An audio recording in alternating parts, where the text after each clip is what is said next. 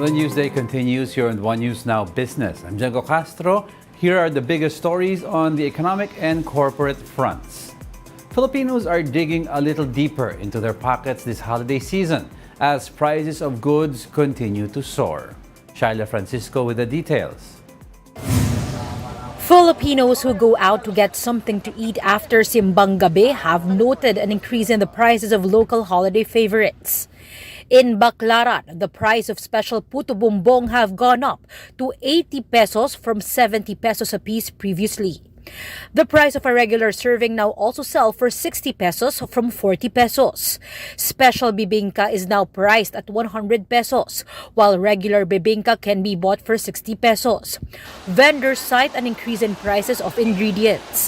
Mahal din po yung yung malagkit. Mga po, nilalagay po sa sa toppings po. Tsaka yung gatas. These treats are not the only things seeing price increases. In fact, prices of pork in Metro Manila are seen to climb by 5 pesos per kilo. Maraming ngayon mga baboy na pero alam niyo lang pag magde-December sila na mismo ang Kaya ang nangyayari yung mamimili ang tsaka kaming mga ang nagsasaper. For those considering a healthier Christmas spread, vegetables would be the way to go. However, vendors warn that veggie prices may climb by as much as 50 pesos as Christmas nears due to limited supply. Konti lang ang supplier namin pag magkapasko.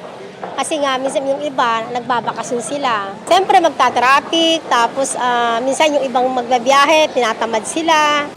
However, the Samahang Industriya and Agrikultura says there is no reason for prices of agricultural goods to go up, especially as farm gate prices are low. So far, lahat naman ng production is maganda, yung pork, chicken, vegetable, ang rice natin, ang palay maganda naman yung pag-ani. So wala tayong nakitang may problema for this year up to end of the year. Yung weather, yung dumating na nasa Mindanao naman, so wala tayong nakitang problema. The group calls on the government to monitor prices in markets. According to SINAG, the spike in prices may stem from those delivering goods from farms to the metro who bear the brunt of fuel price increases. Effective today, diesel prices see a 10 centavo increase per liter. On the other hand, kerosene prices are slashed by 85 centavos per liter, while gasoline remains unchanged. For News 5, Shaila Francisco, we are One News. How does the DTI plan to handle these price increases during the holidays? To answer that, we have on the line DTI Consumer Protection Group Assistant Secretary Amanda Nograles. Good morning, Asec, and thank you very much for joining us. Good morning, Diego. Thank you for inviting me. Yes, ma'am, most likely you've heard our earlier report. The question is, bakit daw tumataas ang presyo ng gulay even if farm gate prices remain low? Okay, just to clarify, Diego, DTI has mandate over processed or manufactured goods. Okay. With respect to vegetables, as mentioned in the report, that's within the mandate of the Department of Agriculture. Okay. Kasi nga, yan yung mga agricultural products, no? But I'd also like to report, we had some interface with the SRA regarding sugar. And the report is accurate actually, no?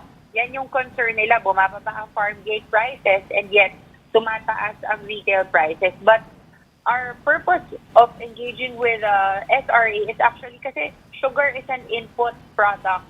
It's being used for most of the manufactured products na within the mandate of the DTI. Yes. So it's also within our interest din namin na bumaba yung presyo ng sugar. No? So as for the DTI, when we spoke to manufacturers, ang usual sinasabi po nila kung bakit tumataas yung presyo, yun nga, increasing price of raw materials like sugar and other agricultural products. Yung increasing price of packaging materials, labor, power, and distribution costs. Okay, ma'am, and I heard there was a meeting held between the Philippine Amalgamated Supermarkets Association yesterday. Was there anything agreed upon in this meeting? Yes, I'll just put it in context, no, Diego. We met with manufacturers starting last week. We met with them individually and also as a group.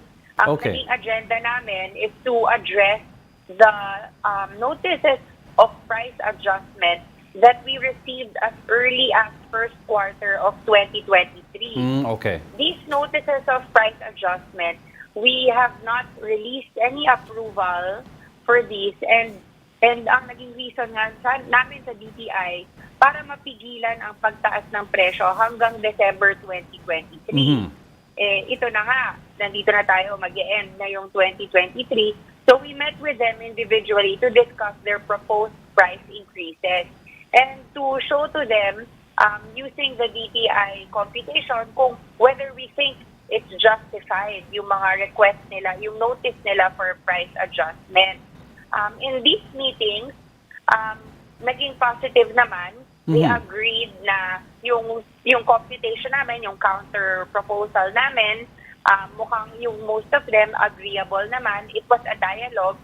Yung iba naman, if they disagreed, they justified kung bakit talagang mas mataas yung price increase na hinihingi nila. Okay. But the consensus is we will start releasing yung approvals namin of the price adjustment first in, first out. Yung naunang nag-apply earlier this year, i-release namin yan.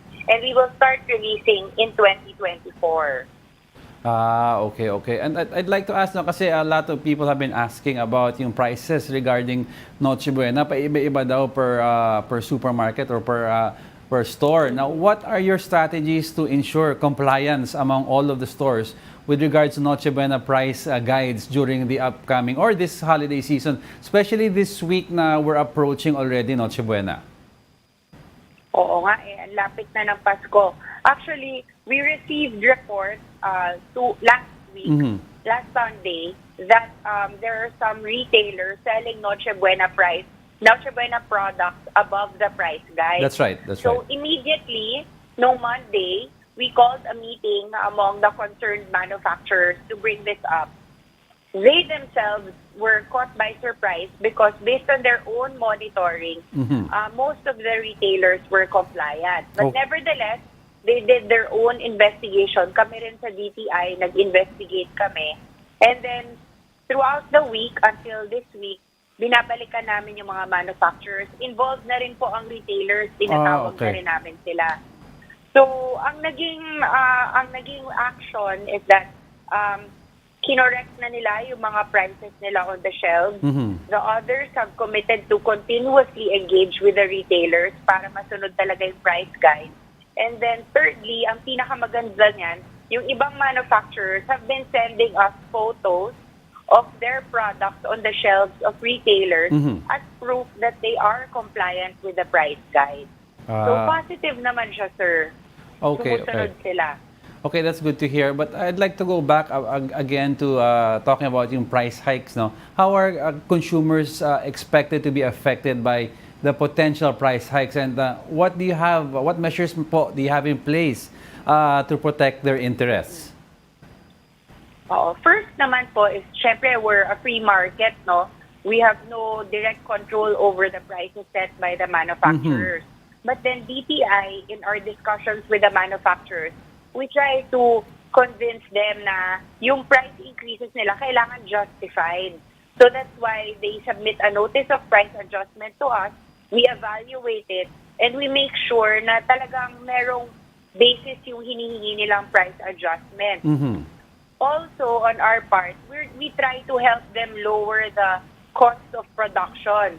For example, yung EO 41 on the suspension of the pass-through fees collected by the LGU. That's something that was advocated by Secretary Pascual. Kasi malaking bawas yon sa manufacturers pag hindi na sila kokolektahan ng toll fee kapag nagpa-pass-through sila sa mga LGUs.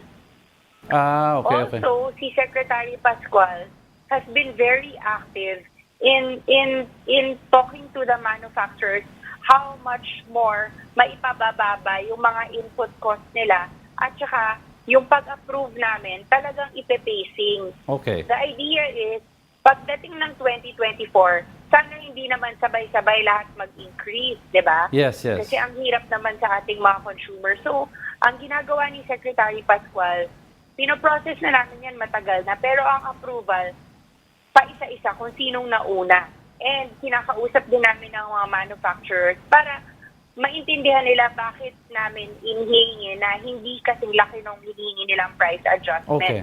And through those conversations, they're actually convinced na ito nga yung dapat justified na price increase. Okay. I'm sure our viewers would like to know now, what kind of increases are we expecting? I mean, is it minimal? Varied siya, sir, no? Across all basic necessities and prime commodities. Pero, yun nga, we cannot give any figure for now, but we'll assure the public na pag nag-submit ng notice of price adjustment ang manufacturer, it goes through a rigorous process at the DTI. We look at their formula, tsaka ano yung hinihingi nilang price adjustment, then we give our counter proposal na ito lang yung i-adjust nila na price. And then through many meetings, they eventually agree. Kaya nga ito yung ending. We give them a call before we actually release the approval of their proposed price adjustment. Okay, and lastly po, no, of course, our viewers would like to know what guidelines are there in place or regulations that the DTI has in place, no, to monitor and regulate yung pricing practices ng manufacturers, especially this Noche Buena season. At least man lang, if they have questions or if they have issues, alam nila ang regulations nyo. Okay. Yung Noche Buena product kasi siya, hindi siya considered as basic necessities and prime commodities. So with respect to the control, if you might put it that way, hindi siya with the same force as basic necessities and prime commodities. But having said that, DTI still includes Noche Buena products in our price monitoring. And in fact, we released the price guide to make sure that the manufacturers, the retailers, and the consumers have a benchmark guide na ito yung dapat na prices to the consumers of the product. So to protect the consumers, we always tell them that if there is a product out there in the market, a Noche Buena product that's way above the price guide, they should report it immediately to the DTI because in coming up with a price guide, we secured the commitment of the manufacturers that these are the prices that will be followed in the market na mabibili ng consumers yung products at this price. So, yun, we're always there to address. Kaya ngayon, nung Sunday, 2 Sundays ago, we received that report. We immediately called the manufacturers to a meeting para talagang ma-resolvehan kasi lapit na ng Pasko. And then, yun nga, to monitor the supply of the products as well, we're also checking that. Okay, thank you very much for your time. DTI Consumer Protection Group Assistant Secretary Amanda Nograles. Good morning. Morning. We'll be back with more stories after the break. Keep it here on One News.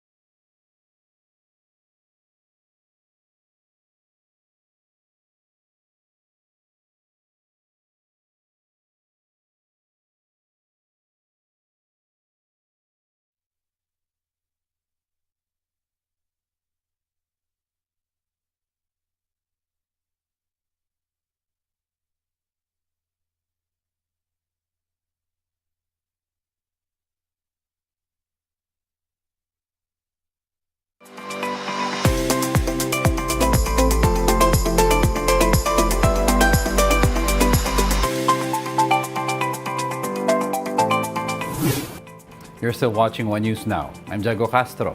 President Bongbong Marcos secures 14.5 billion pesos worth of investment pledges during his Japan trip. These cover different sectors, including semiconductor, healthcare, infrastructure, agriculture, and maritime security. The president said some of these are extensions of already existing contracts. But together with the deal signed on his last visit in February, the president said these are expected to generate some 40,000 jobs. That the letters of intent and MOU signed in February 2023, together with those signed during this visit, total now 771.6 billion pesos, or approximately $14 billion in pledges from Japanese investors. This significant investment is anticipated to create around 40,200 jobs. Meanwhile, Marcos confirmed that he is set to sign the proposed 2024 national budget into law on Wednesday. Speaking to the Filipino media on the sidelines of the commemorative summit in Tokyo, the president said he was, quote, fairly comfortable with the way the budget has turned out.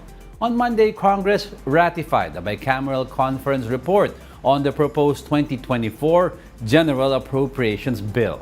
Marcos likewise emphasized the need to ensure that taxes are collected to fill the shortfall in appropriated funds. Nonetheless, he is confident that the Bureau of Internal Revenue can accomplish this. I'm fairly comfortable with the way the budget has turned out. We just have to do a little work over the year to make sure that we cover the differential between the actual the appropriated funds and the unappropriated funds that have been appropriated by Congress, by the House and the Senate. Still on investments, PEZA says investments it approved this year would likely reach over 170 billion pesos.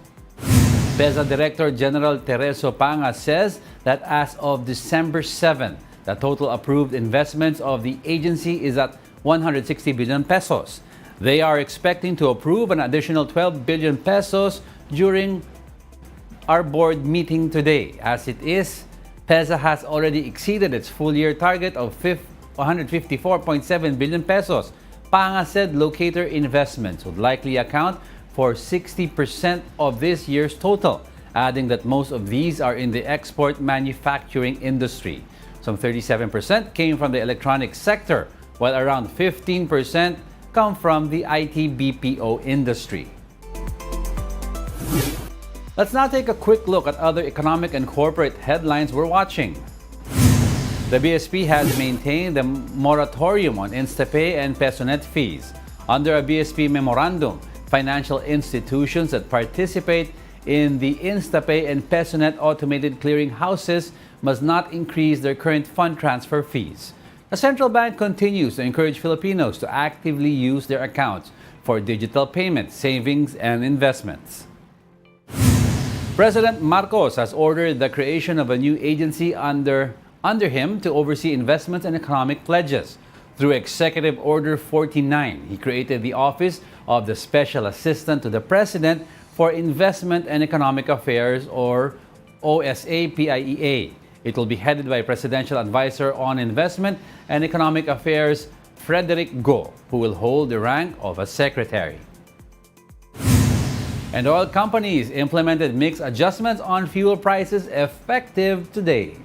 Prices of diesel are up by 10 centavos per liter, while kerosene is now cheaper by 85 centavos. Gasoline prices remain unchanged. And those are the top business stories of the hour. I'm Diego Castro. Join us again at 2 p.m. We are One News, all sides, all the time.